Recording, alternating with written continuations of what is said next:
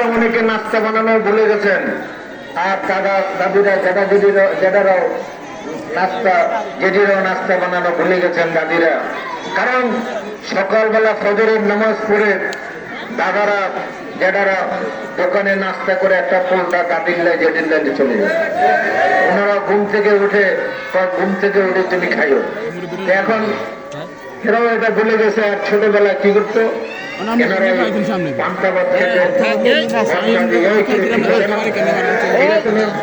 এখনকার মহিলারা বলতে পারবে পান্তাবাদ কারে করে, আমার এই মা বন্ধ বলতে পারবে কারে কয় পান্তাবাদ, কারে কয় খই বাজন, মুড়ি বাজন, জানে কেউ? জানে না।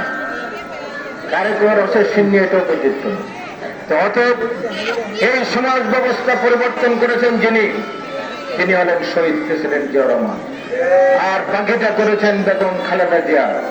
মেয়েদের ডিগ্রি পর্যন্ত বিনা বেতনে লেখাপড়ার ব্যবস্থা করেছেন, উপবৃত্তি দেওয়ার ব্যবস্থা করেছেন, বিনামূল্যে বই দেওয়ার ব্যবস্থা করেছেন।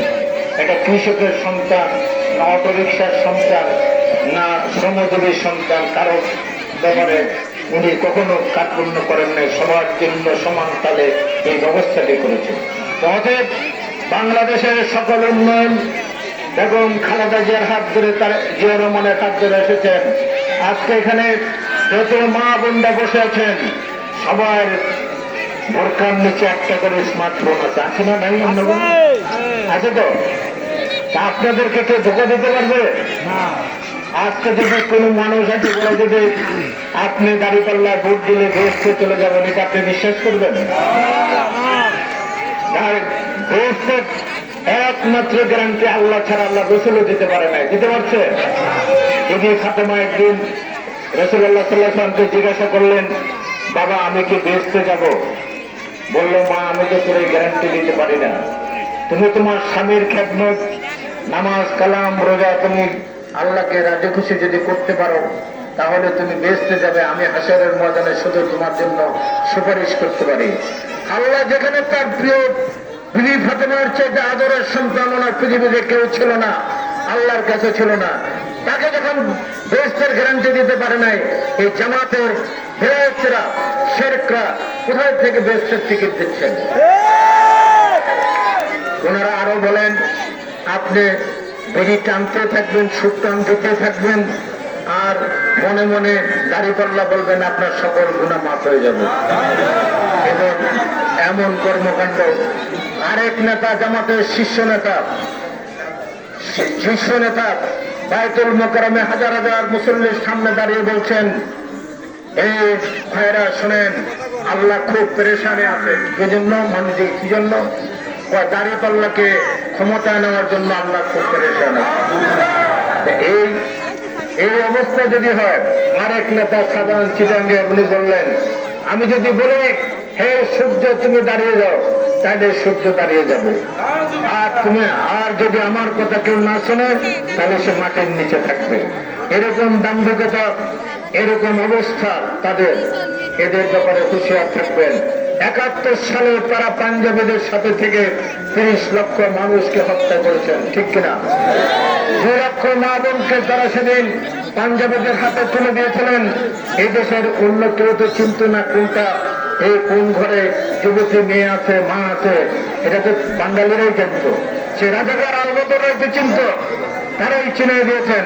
আবার তারা সেদিন মদুদি গোলাম আজমরা ফতুয়া দিয়েছিলেন। আজকে যেমন ফতুয়া দিচ্ছেন, বেহেশতের টিকিট দিচ্ছেন, সেদিন তারা ফতুয়া দিয়েছিলেন যুদ্ধের ময়দানে মা বোনরা নাকি গনিমতের মাল, এটা নাকি হালাল। এই মুনাফিকরা আবার এসেছেন আপনাদের কাছে ভোট চাইতে। তারা বেগম জিয়ার সাথে থেকে রাষ্ট্রের সমস্ত সম্পদ লুণ্ঠন করেছেন। আজকে বেগম জিয়ার সমালোচনা করেন, তারেক রহমানের সমালোচনা করেন, জিয়া রহমানের সমালোচনা করেন। তাদের যদি জিয়া রহমান এদেশে আসতো না দিত, তারা আসতে পারত? বেগম জিয়া যদি রাজনীতি করার সুযোগ না দিত, করতে পারত? এরকম মুনাফিক পৃথিবীর ইতিহাসে কেউ নেই। আমি শুধু আপনাদের কাছে একটু পরে আজান দেবে, আমি আমার বক্তব্য দীর্ঘায়িত না করে পরিশেষে কোনো মা বোন যদি ক্ষুব্ধ হয়ে থাকেন কোনো কৃতকর্মের জন্য, এই এলাকার আপনাদের বিচার আপনারা সঠিক পাবেন। আর আমি নির্বিঘ্নে বলছি, কোন নিরপরাধ মানুষ পুলিশ আপনাদের গ্রেফতার করবে না, কেউ কোনো পুলিশকে বলে দিতে এসছে, ওসিজিবিকে বলে দিয়েছে, কোন নিরপরাধ মানুষের যদি তারা তাদের উপর অত্যাচার করে ঘুরতে আসে, যারা দেখা দেবে তাদেরকে গ্রেফতার করার জন্য ব্যবস্থা করবে।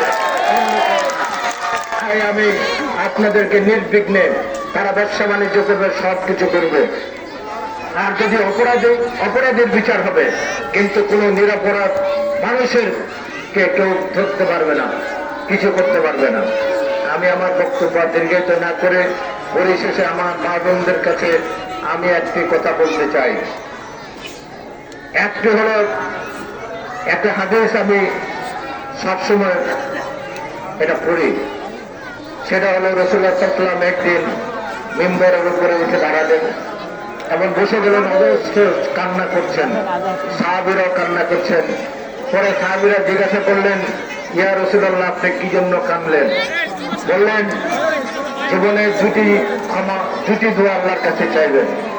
একটি হলো আপনি সারাদিন যত কৃতকর্ম করেছেন এর জন্য আল্লাহর কাছে মাপ চাইবেন। আরেকটি হলো আপনি সুস্থভাবে যেন মৃত্যুবরণ করতে পারেন, এই জন্য আল্লাহর কাছে সুস্থতা দান চাইবেন। আমি মা বোনদের কাছে বলছি, আপনারা ময় কায় মনোবাক্যে আমার জন্য দোয়া করবেন, আমি যেন লাইফ সাপোর্টে আমার মৃত্যু না হয়, আমি যেন সুস্থভাবে মৃত্যুবরণ করতে পারি।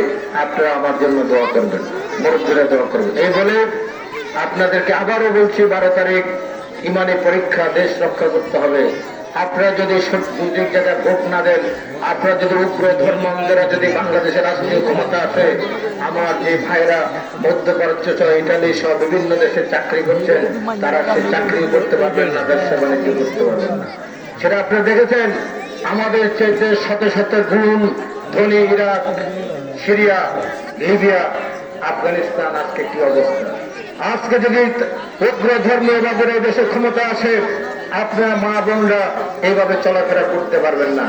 আফগানিস্তানে একটি গণতান্ত্রিক সরকার ছিল, তালেবান সরকার আসার পরে স্কুল পর্যন্ত বন্ধ করে দিয়েছে, মেয়েরা তো ঘর থেকে বাইরে যেতে পারে। অতএব তাদের উত্তরসূরিরা আজকে বাংলাদেশে ক্ষমতা আসতে চায়, তারা মেয়েদের পায়ে শিকল পরাতে চান, মেয়েদেরকে ঘরে ঢুকে দিতে চান। জিয়াউর রহমান বেগম খালেদা জিয়া মেয়েদের যেখানে নিয়ে এসেছেন, শিক্ষা দীক্ষা দিয়েছেন, চাকরি বাকরির ব্যবস্থা করেছেন, এর থেকে তাদেরকে ঘরে ঢুকে দিতে চান, অন্ধকার যুগে ফিরে নিতে চান। চাকরির থেকে একটা মহিলাও তারা কিন্তু নমিনেশন দেয় নাই।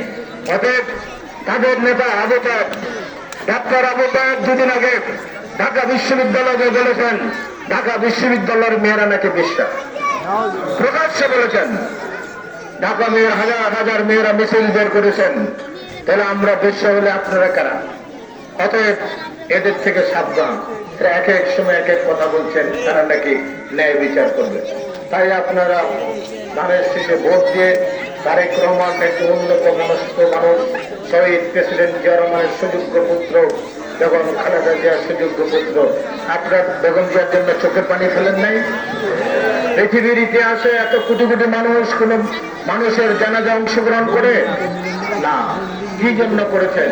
ওনার একটি ছেলে বিনা চিকিৎসা বিদেশে মারা গেলেন, আরেকটি ছেলে 17 বছর এদেশের নির্বাচনে ওনাকে স্লো পয়জনিং করলো, ওনার কিডনি, লিভার, ফুসফুস, হার্ট নষ্ট হয়ে গেল। তারপরে উনি আপোষ করে নেয় এদেশের মানুষের জন্য, এদেশের গণতন্ত্রের জন্য, অর্থনৈতিক মুক্তি, স্বাধীনতার সার্বভৌমত্বের জন্য উনি একদিনের জন্য আপোষ করে নেয়। যে করেন না বিদায় উনি ইমানদার মুসলমান ছিলেন, উনি দেশপ্রেমিক ছিলেন বিদায় আল্লাহ তাআলা ওনার ন্যায় বিচার করেছেন। কোটি কোটি মানুষ ওনার জানাজায় অংশগ্রহণ করে ওনার প্রিয়তম স্বামীর যে মাজার সেটা ভেঙে ফেলতে চেয়েছিল, সেই মাজারে প্রিয়তম স্বামীর পাশে ওনার কবর হয়েছে, ঠিক কিনা? তাই আজকে আমরা সৌভাগ্যবান, আমরা এমন এক পার্টি করি, আমাদের নেতার জানাজা পৃথিবীর সর্ববৃহৎ জানাজা হয়েছে, আমাদের নেত্রীর জানাজা এর চেয়ে বড় জানাজা হয়েছে। অতএব এটাই হলো একটি ইমানদারের লক্ষ্য। তাই আমরা বলতে আপনাদের কাছে আবারও আমি আকুল আবেদন জানাবো, আমাকে ভোট দেবেন না।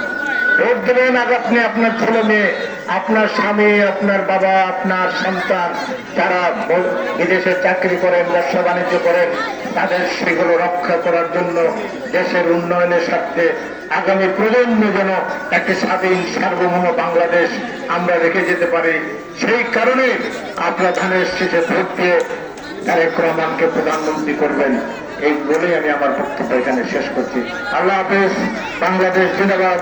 শহীদ যে অমর হোক, দেশ নেত্রী বেগম খালেদা যে অমর হোক, আমাদের প্রিয় নেতা তারেক রহমান জিন্দাবাদ, ধানের শীষ জিন্দাবাদ, গাজীপুর বাসী জিন্দাবাদ।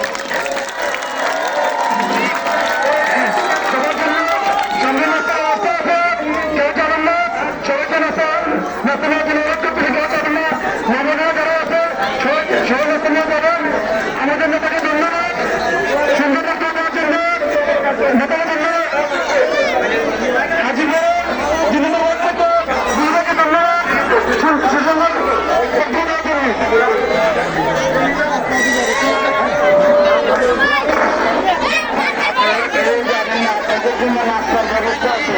আপনারা বাউন্ডারির ভিতরে থাকেন, বাউন্ডারির ভিতরে থাকেন, আপনারা কেউ যাবেন না, আপনাদের জন্য নাস্তার ব্যবস্থা আছে।